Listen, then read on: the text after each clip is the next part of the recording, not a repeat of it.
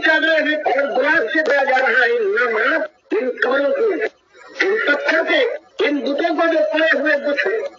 बात यह है जवान मर्दों की, वरना ये ताबूत के पुजारी यानी फरमाता है मैं यकीन में ताबूत वयूमिन बिल्लाहि फक़द इस्तमसका बिल-उर्वतिल वुस्क़ा। हमारा ईमान उस वक्त तक कबूल नहीं है जब तक इन ताबूतों के दुश्मन बनकर किस करते न उठो। इन जालिमों ने जिसको उठाया है जरा साहेब अली अल्लाह आप किताब देखिए, टोटल कायदे खालिद किस्म बनी है, सात को दिया है इसको रहमतुल्लाह अलैह और इमाम कहा। नहीं अब्दुल कादिर जिलानी ने अपनी किताब में सौराब शिर पर कुछ बन डाला है। आज इसकी जारियां हो रही है, ये घोष बना लिया है इस ताबूत के साथ जब तक कि अल्लाह के बंदों में ये जरूरत जवान मर्दों में न हो जाए। और इसके लिए अल्लाह फरमाता है बस जवान मर्द ये इनकी उम्र ज्यादा हो गई है, बस ये जिंदगी गुजारना चाहते हैं, ये किसी इनकलाबी और सही मानों में इस्लामी तहरीक का साथ क्या देंगे। और बात कौमों में जब कभी कोई इनकलाबी गौर उठा है तुम्हारी फरमाता है जवानों के गर्भ से जाल खून के अंदर हरकत पैदा हुई है, और उनसे खास तौर से नहीं। ये पुकार है कि चंद दिनों के बाद ये जवानी बुढ़ापे का रंग ढाल लेगी और बुढ़ापा इसे कब्र में उतार देगा, तो जवानी की बहारें याद रहेंगी, न विशाल और हिजर का मामला रहेगा, और फिर वो आग लगेगी निहाय में कुछ। इस जवानी को उम्र कर लो।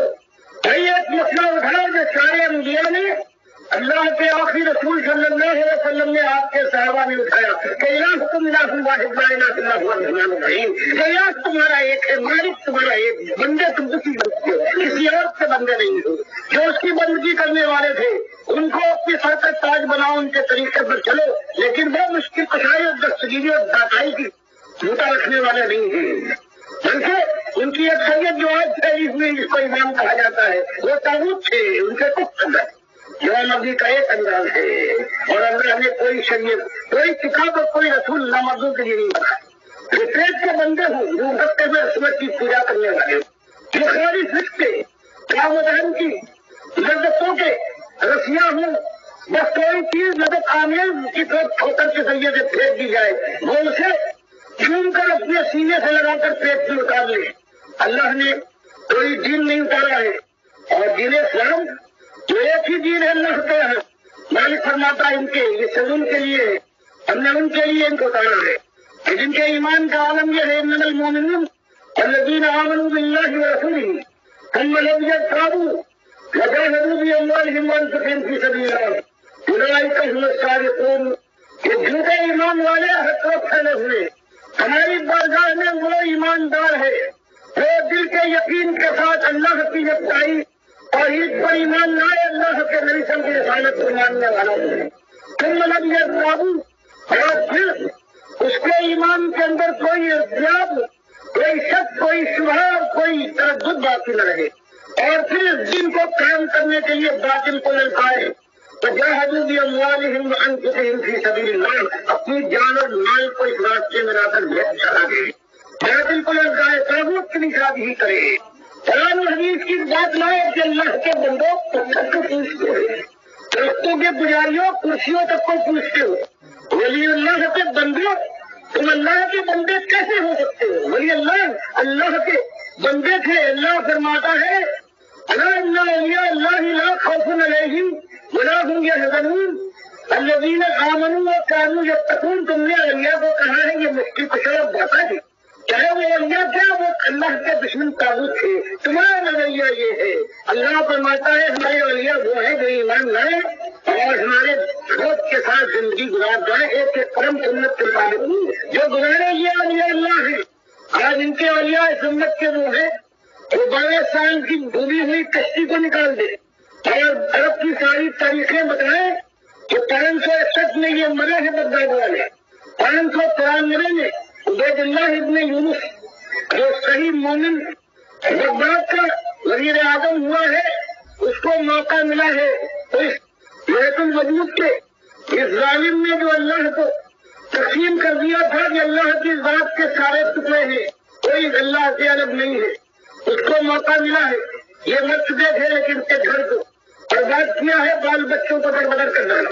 भारत की सारी तारीखें बताती हैं ये अब्दुल कादिर है कि 593 में جہاں ان کے گھر بار کو برباد کیا گیا، اس نے آدمی بھیج کر ان کی قبر کو اکھڑوایا ہے، اور جو ہڈیاں اس میں پڑی ہوئی تھی ان ہڈیوں کو اجلا کی لہروں کی سبق کر دیا ہے۔ اس کے اوپر تم نے قبضہ کیا ہے، یہ ہڈیوں کا یہی مقام ہے۔ تو اللہ کے بندوں، ایمان کا یہ انداز ہے کہ اللہ کے ہم بندے ہیں، اور اللہ کی چادر کے اوپر جس نے کبریائی کی چادر پر ہاتھ ڈالا ہے یا کسی اور کو اڑانے کی کوشش کی ہے، وہ طاغوت ہے۔ ہم اس کے دشمن ہیں، اللہ کا دین لے کر اٹھیں گے، اور اس راستے میں جان اور مال اور ساری قربانیاں اللہ کی توفیق سے اللہ سے طلب کریں گے کہ ان کو توفیق دے۔ اور پھر وہ دور آئے گا جو حدیث میں آیا ہے، ایک دور آئے گا جوان مردوں کے ذریعے سے پروردگار عالم قیامت سے پہلے اس دین کو سربلند کرے گا، اور اس زمین کے اوپر ایک کافر بھی اس وقت موجود نہیں ہوگا۔ وہ دن آئے گا۔ اب بتاؤ جو یہ کہہ رہے ہیں کہ تمہارے لیے دنیا ہم یوں ثواب دیں گے، بس ہر جگہ ایسی عیش ہے۔ اب یہ سوچو کہ اگر دنیا ایسی مل بھی جائے اور ایمان نہ ہو تو جو تب آئے گا وہ جہنم کی آگ کا ایندھن بننے کے لیے جہنم کی طرف رخ کر دے گا۔ تو یہ اچھا ہے کہ یہ دعوت دی جائے، یا وہی اصلی دعوت ہے کہ ایمان کی دعوت اٹھے اور ایمان کی سرفرازی اور غلبے سے پہلے جتنے لوگ اٹھتے جائیں گے ایماندار سب جنت کی خوشخبری سنتے جائیں۔ ایک وجہ تو یہ ہے دین کی اصلی دعوت۔ دوسرا معاملہ یہ ہے اللہ کے بندو کہ آج یہ مسلمان سمجھتا ہے کہ ہم دیندار بھی ہے، ایماندار بھی ہے، پھر بھی ہمارے غلام ہے، ذلت میں ہے۔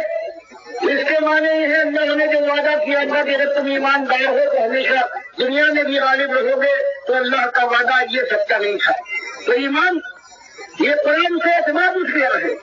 اگر ان کے سامنے کھول کر ان کے سارے بزرگوں کی جس کے اوپر یہ آج قائم ہے، راز و حدیث کا دین ان کے اندر قائم نہیں ہے، وہ دکھایا گیا کہ یہ خالص کفر شرک ہے، اس لیے اللہ نے تم کو دلیل کیا ہے کہ اللہ کا وعدہ سچا ہے، تو پھر قرآن پر اعتماد بحال ہوگا۔ اور آج جو ایک مسئلہ ہے، ہمیشہ ایک مسئلہ رہا، اللہ کا کھانے والوں نمک کھاؤ، نمک حلالی کا تقاضا ہے تو اٹھو، سب سے پہلے ایمان لاؤ، ایمان کو صاف کرو، اور ایمان کا ثبوت دو، بندگی کر کے پھر دعوت دو کہ تمہارا ایک مالک ہے، نمک کھاؤ، نمک حرامی سے باز آ جاؤ گے۔ پھر سب سے بڑی نمک حرامی ہے، پھر ٹھوکریں پڑیں گی، پھر ٹکراؤ ہوگا، پھر دن رات زندگی تنگ کی جائے گی، پھر عزت کے مقام آواز دیں گے، اور پھر فلاد ہاتھ میں لینا پڑے گا۔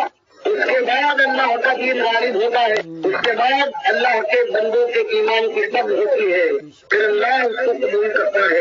اللہ وہ دن لائے اور نامرضی کا یہ دین، نمک خرابی کا یہ دین کی جہاں 11ویں ہو رہی ہے، سیخ و بکار مجھ لگا ہوا ہے، کسی کی زبان سے نہیں نکلتا، تو مجھ کو کتنے کعبے تم نے بنا لیے ہیں، شرک سے کھڑے ہوئے وہ شرک کی قوالی کو سن رہے ہیں، یہاں عورتیں تکا کر گاتی ہیں۔ تو یہ امت کا حال ہے، اور یہ سمجھتے ہیں کہ ہم مسلمان ہیں، اور اندرا کا جو ملک ہے یہ ہندو اور کافر تھے۔ پھر سمجھ میں نہیں آتا کہ ان کے بستروں پر ہماری آبرو 40 سال سے کیسے موجود ہے۔ بات یہ ہے وہ دوگلے تو نہیں ہے، کہتے ہم سب مہاراجوں کو پوچھتے ہیں، چلو ہم کافی سے ان کے پاس، اور یہ دوسری امت اللہ اس کو معاف کرے پروردگار ہے۔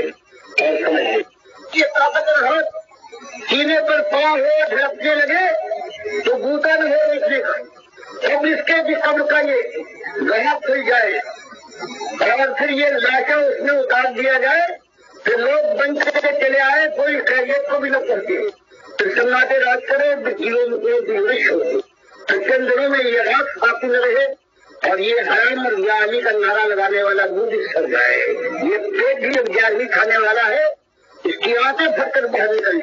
اس دن کا خیال کیجیے، اور پھر اللہ کی بارگاہ میں پہنچنے کے بعد جب مالک کے ہاں یہی سوال ہوگا، تمہیں کس کو حد مانا تھا، کس کو تمہیں اپنا الہ مانا تھا، اس وقت کا جواب سوچ لیجیے۔ ایک ہی مسئلہ ہے، اللہ سوچنے اور سمجھنے کا سے پہلے موقع دے کہ سوچنے اور سمجھنے، اور پھر تلاشی کا موقع ختم ہو جائے۔ اللہ مجھے بھی توفیق دے اور سارے سننے والوں کو ایمان ان کے مالک کا ملنا ہے، ان کے رسول صلی اللہ علیہ وسلم کی پکار ہے، ان کے صحابہ کا یہ انداز تھا، اس کو آج بدل ڈالا گیا ہے۔ ہم یہاں پہنچے ہیں اور اس کے بعد ہمیشہ جہنم میں جانے کا خطرہ ہے۔ اللہ سب کو بتائے۔